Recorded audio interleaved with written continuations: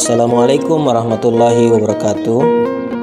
Saya Iqbal M. Hum, peserta Latsar CPNS tahun 2022 pada angkatan 3 kelompok 2, ingin menjelaskan tentang materi manajemen ASN.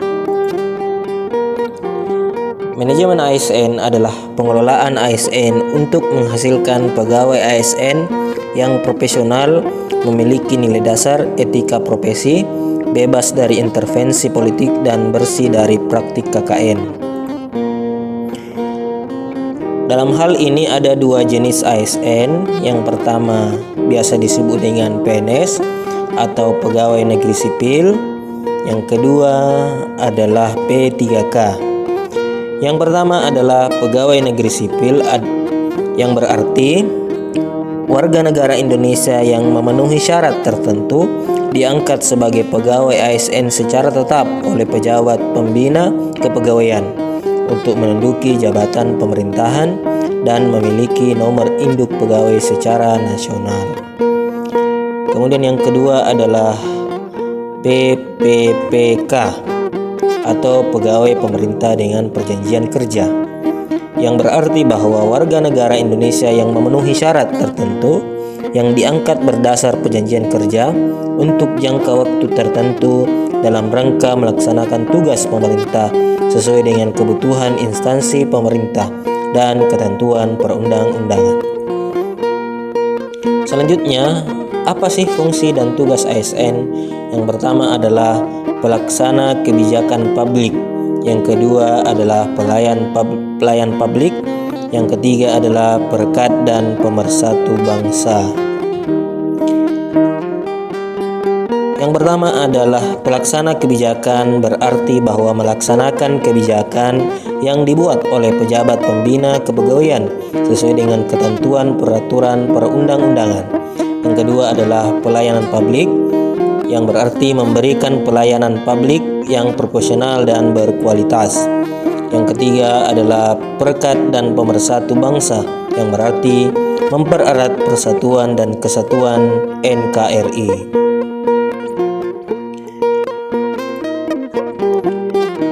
Selanjutnya, apa sih hak PNS dan P3K? Yang pertama, hak PNS dan P3K itu berhak mendapatkan gaji, kedua cuti, tunjangan, hak perlindungan, hak pengembangan kompetensi. Kemudian terkhusus untuk PNS itu mendapat jaminan pensiun di hari tua. Sementara P3K tidak mendapatkan jaminan pensiun. Itu sekaligus perbedaan antara P3K dan PNS. Kemudian apa sih kewajiban ASN itu?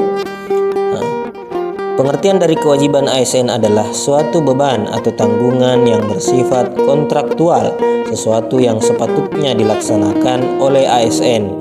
Kewajiban ASN antara lain: pertama, setia dan taat pada Pancasila, Undang-Undang Dasar 1945 dan NKRI. Yang kedua, menjaga persatuan dan kesatuan bangsa.